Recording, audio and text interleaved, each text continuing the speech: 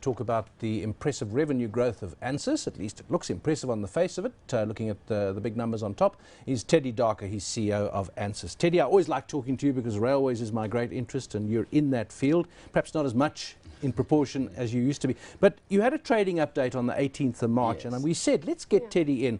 Revenue was 66 million the last time, up to 230 million, so that gets the attention. So let's find out where that money came from.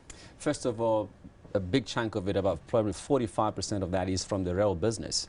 And the other 40–45% is from the new telecoms business that we brought into. Well, while you're doing that, let's just have a look at the division of your business. It's now, in your organogram, it says that there are 4 divisions of the business. But you're talking about the rail. You said for 40, how much? About 40–45% of our business is now rail. The other 40% to 45% is from the telecoms sector. There it is. And then we also do have about the balance of it is now defense and a bit of some mining still bubbling under. Okay, so rail in red there, telecommunications on the right, mining and defence. Yeah.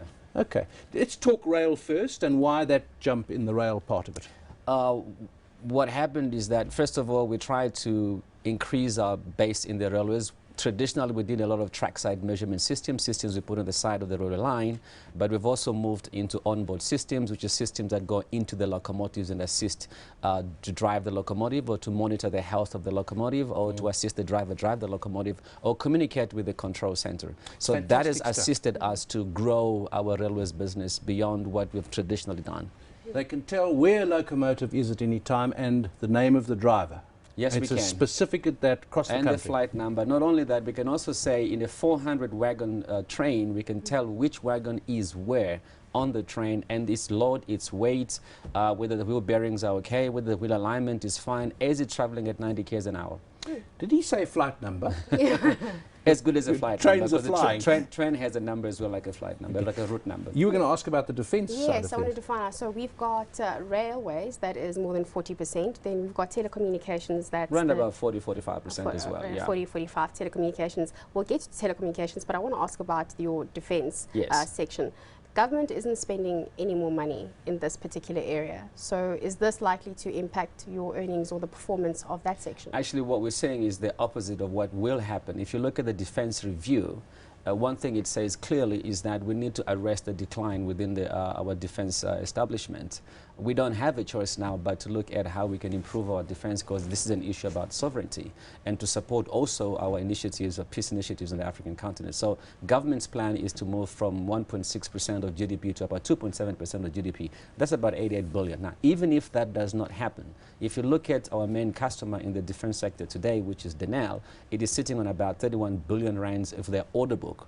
If there's any risk to Denel, it's about execution risk, and they look at companies such as ours to assist them in deliver that. The transaction that we announced last year in December, with the Parsec transaction. That's Parsec. We wanted to ask about that. Yeah, that business is just going to catapult us much further out in the defense sector because there's international exports that they're doing in defense, which is now part of the stable. I just want to come back to that defense review. Yes, the defense review says that, but government has to come to the party with more money, and there was nothing in the budget about more money.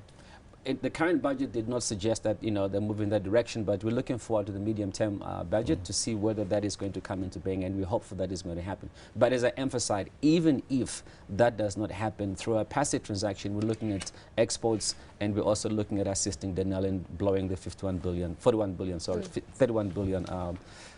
infrastructure budget that they have. Let's talk about Parsec. Yeah. How are we doing there? It's a very nice transaction that we have done. We need to conclude sometime on the first week of May, but it's as good as done if the JSE gives us the authority to do so. But Parsec is very strong in the defense as well as in the mining domain, and they've got also telecoms, but about 70%, 75% of the business is mining and defense, which are the two areas that we as Ansys are not that strong. So this just gives us that good diversity in terms of our markets, but also they've got more engineers than what we have, so our engineering capability is going to grow, and they have a state-of-the-art production facility in terms of the type of stuff that we're doing. So we're going to improve on our capability to deliver. We're also going to improve on our market access and also diversify our revenues from just what we've traditionally done to different markets, but also away from the SADC region, also into the international markets. Well, there's the story behind that revenue increase, and it sounds like more revenue increase after that. Now, you're at the stage now where you don't talk about a train when you mean a locomotive. Locomotives, right? Lots of people talk about new trains for transit. Yes. They mean locomotives. A train is something a locomotive pulls. Yes, okay, locomotives. Yeah. Thank you so much. And for PRASA, they talk about train sets or cars. Yeah. So, that's the railway slot for this morning. I think we should have one every day. Oh my Thank goodness. you.